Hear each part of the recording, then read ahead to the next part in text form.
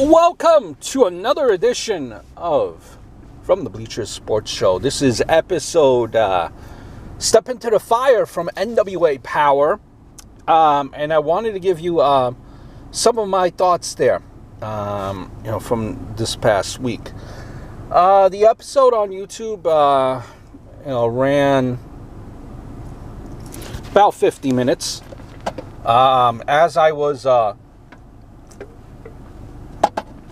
As I'm making this review, it's around 3 o'clock right now.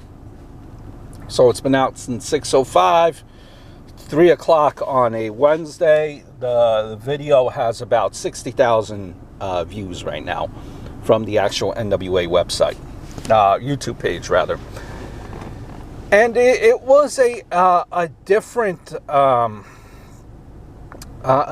type of presentation. And, I'll be honest with you, this was probably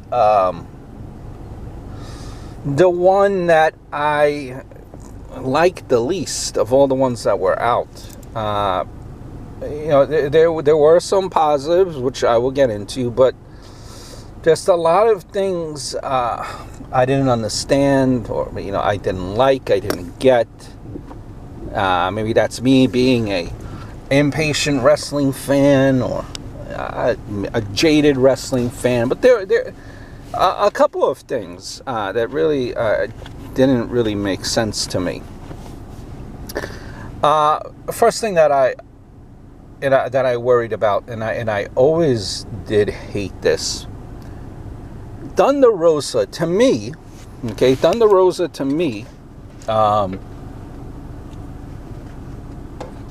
is a heel.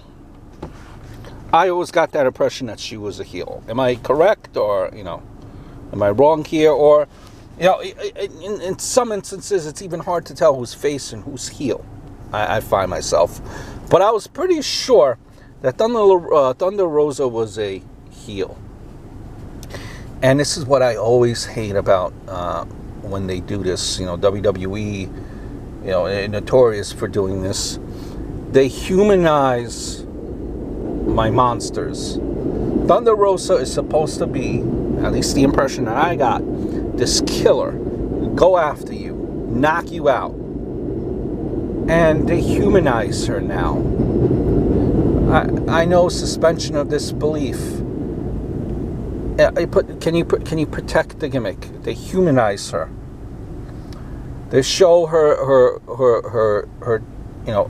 journey through her first debut MMA fight. They tell her story about how she was working with troubled kids. They're going through the motions of how she's preparing for the fight. You're able to relate with her. When she loses, although she put up a good fight, she lost her MMA match. They show her crying. They're humanizing her. I don't want my monsters to be humanized. Maybe that's a different time. Maybe that's a different place. Maybe wrestling has changed. But I thought this was kind of supposed to be old school wrestling.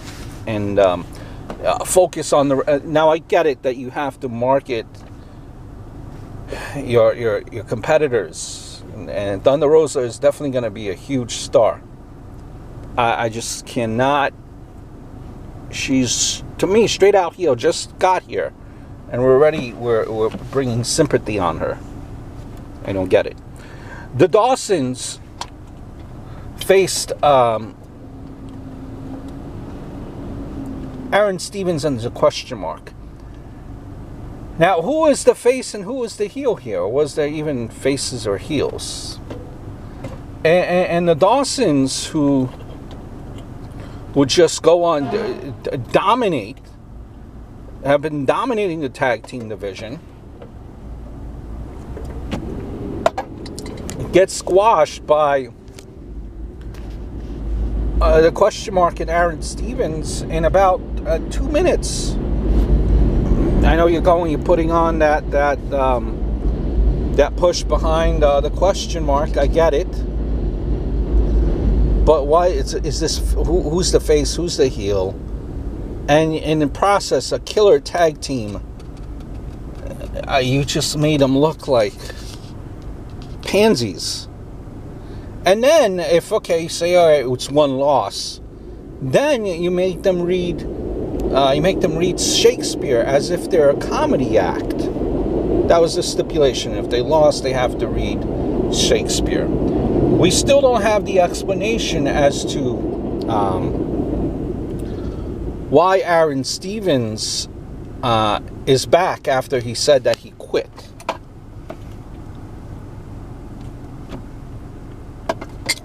Speaking of tag teams, this didn't make sense to me. The Rock and Roll Express on NWA Powerrr. Apparently, they're getting a title shot next week. Why are they getting a title shot? Because the Rock and Roll Express, 8-time tag team champs.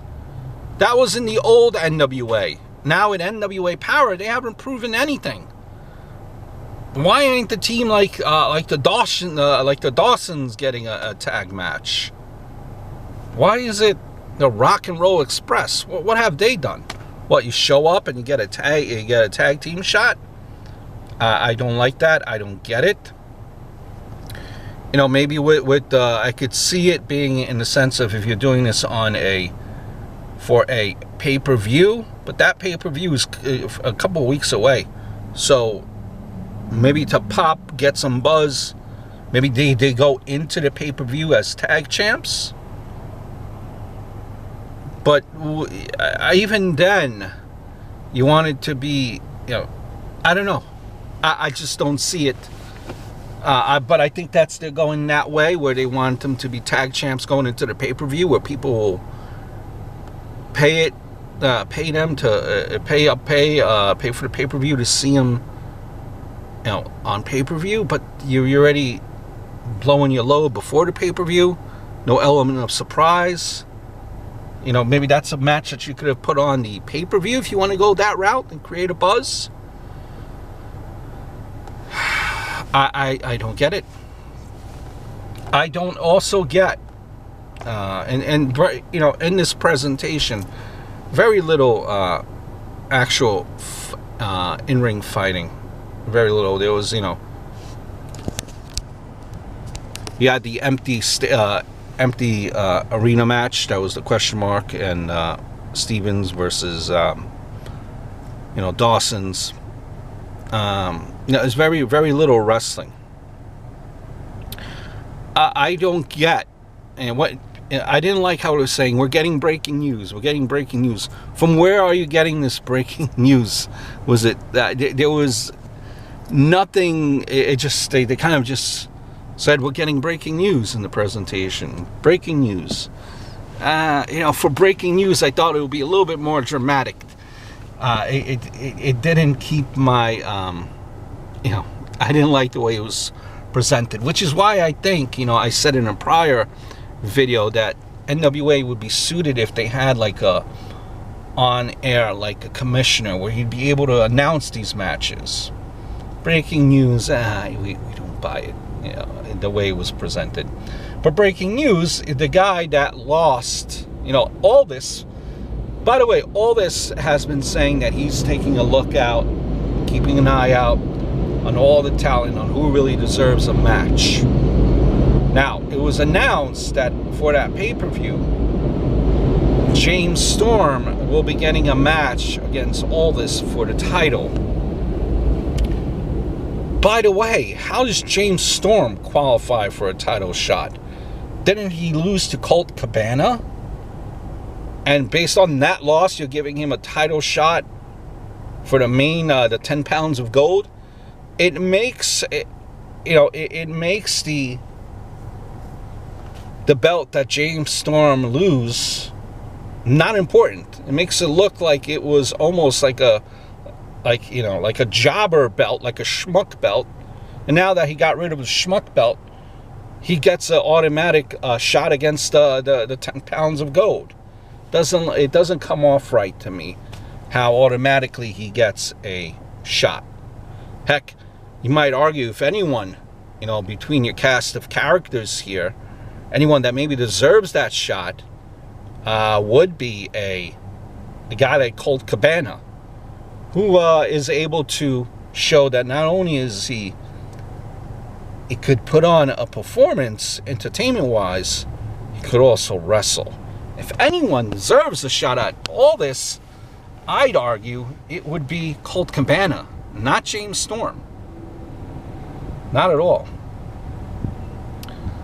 You know, and it seems like I'm going and rambling about a lot of things I didn't like, because those were a lot of things I did not like. I really did not like this episode. A lot of things did not make that much sense to me.